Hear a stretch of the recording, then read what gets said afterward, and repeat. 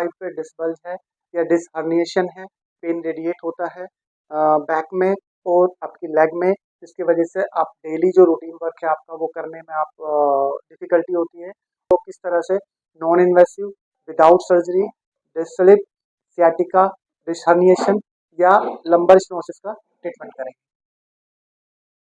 Hello everyone, आज हम बात करेंगे लंबर स्पाइन यानी कि लोअर बैक से रिलेटेड चार ऐसी कंडीशंस की जिसके बारे में आपको मैं सारी इन्फॉर्मेशन दूंगा और बताऊंगा कि किस तरीके से ये चार कंडीशंस मैक्सिमम लोगों को इम्पैक्ट करती है। सो पहली जो कंडीशन है उसको हम बोलेंगे डिजनरेटिव डिस्क डिजीज, यानी ये ऐसे लोगों में होती है जिनका एज ज़्यादा हो जाता है, जो कि थोड़ा एजिड एज में होते हैं, और उसमें क्या होता है कि उसमें डिजनरेशन स्पाइन का स्टार्ट हो जाता है।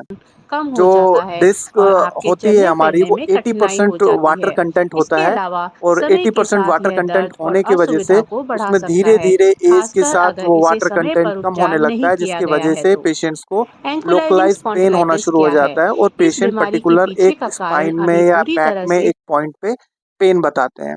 ये बहुत कॉमन है हमारे जो ओल्ड एज वाले पेशेंट्स हैं, उन सभी पेशेंट्स में इस तरह की चीज़ें देखने के लिए आपको मिल सकती हैं। सो ये मेरा पहला पॉइंट था। सेकंड पॉइंट होगा आपका स्लिप डिस्क। स्लिप डिस्क एक ऐसी कंडीशन है जिसमें रीढ़ की हड्डी अपनी जगह से किसी एक तरफ को खिसक जाती है, उसकी वजह से उनको नर्व के ऊपर पेन आता है। इस तरह के जो पेशेंट्स होते हैं वो ज़्यादा देर तक खड़े होने में या बैठने में उनको प्रॉब्लम्स होती है, और वो ज़्यादा देर तक चल नहीं चल सकते। 5 या 10 मिनट के बाद ही उनको पेन आने लगता है। कई बार कमर में पेन होता है और कई बार वो नीचे लेग में रेडिएट होता है। पेशेंट का जो कंप्लेंट होता है वो पेशेंट को नीचे लेग तक रेडिएट होता है पेन, और पेशेंट कंप्लेन करता है कि मुझे लेग में भी पेन है बैक के साथ साथ। तो इसको कॉमन कंडीशंस में सियाटिका पेन भी बोलते हैं, और ये आजकल बहुत कॉमनली लोगों में सुनने के लिए मिलता है। जो तीसरी हमारी कंडीशंस है उसको बोलते हैं हम लंबर स्टोनोसिस।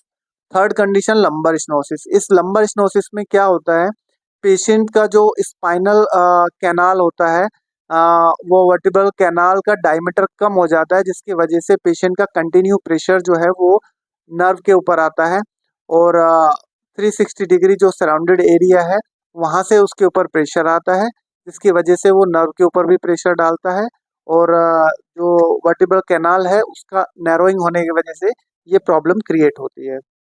इस तरह के पेशेंट्स खड़े होने में या उनको ज़्यादा देर चलने में तो प्रॉब्लम होती ही है, बट बहुत कॉमनली जो फीमेल पेशेंट्स हैं वो इससे कंप्लेंट ज़्यादा रहता है उनका, क्योंकि ये फीमेल पेशेंट्स में ज़्यादा पाया जाता है।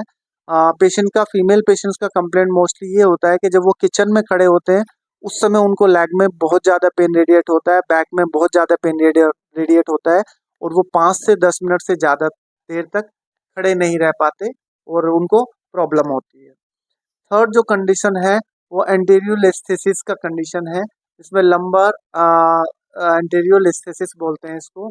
इसमें जो वर्टिब्रा होती है वो अंदर की तरफ सरक जाती है टूवर्ड इंटीरियर, इसीलिए इसका नाम रखा गया है। तो इसको में जो वर्टिब्रा है वो एंटीरियर यानी कि एब्डोमेन साइड में स्लिप हो जाती है, और एक वर्टिब्रा दूसरे वर्टिब्रा के ऊपर आ जाती है, जिसकी वजह से इस तरह का प्रॉब्लम होता है। ये भी कंडीशंस ऐसी है जो कि मोस्टली एल्डर एज में या कह लीजिए कि जिनका डिजनरेशन स्टार्ट हो जाता है उस तरह के लोगों में ये कंडीशंस ज़्यादा देखने के लिए मिलती है। ज़्यादा देर चलने में या खड़े रहने में पेशेंट कंप्लेंट करते हैं। सो इन सारी कंडीशंस का ट्रीटमेंट करने के लिए आपको एक पर्टिकुलर एक सॉल्यूशन चाहिए, आपको एक अच्छा ट्रीटमेंट ऑप्शन चाहिए, तभी आप पूरी तरह से रिकवर कर और सकते इसमें सबसे अच्छी बात यह है कि आपको कोई मेडिसिन लेना नहीं होता है, आपको कोई सर्जरी की ज़रूरत नहीं है, आपको कोई साइड इफ़ेक्ट अवेल करने की ज़रूरत नहीं है। जनरली इस तरह का होता है कि आप एक चीज़ को ठीक करने के लिए मेडिसिन लेते हैं और दूसरा प्रॉब्लम शुरू हो जाता है। तो आपको इन सारी चीज़ों से बचना है और आपको एक non invasive surgery free treatment लेना है। अगर आपकी फैमिली में किसी को भी डिस्क स्लिप, डिस्क बल्ज या फिर सियाटिका की प्रॉब्लम होती है या स्पाइन से रिलेटेड कोई इशू होता है, तो आप एक side effect free, medicine free, surgery free treatment के लिए कॉन्टैक्ट कर सकते हैं। हम लास्ट 15 ईयर्स से विदाउट सर्जरी के ही हम लोग ट्रीटमेंट कर रहे हैं। विदाउट मेडिसिन के ट्रीटमेंट कर रहे हैं। कई बार ओल्ड एज की वजह से पेशेंट्स थोड़ा फियर में रहते हैं कि इस एज में क्या करें, तो उन सबके लिए ऑप्शन ओपन है। आप डायरेक्ट कांटेक्ट कर सकते हैं, और नंबर जो है वो आपको हमारे डिस्क्रिप्शन में भी मिल जाएगा, और आप डायरेक्ट कॉल करके आप अपना अपॉइंटमेंट बुक कर सकते हैं और ट्रीटमेंट ले सकते हैं, और सारी इन्फॉर्मेशन अपने ट्रीटमेंट के बारे में ले सकते हैं कि कैसे बिना मेडिसिन के ये ट्रीटमेंट किया जा सकता है। Thank you guys.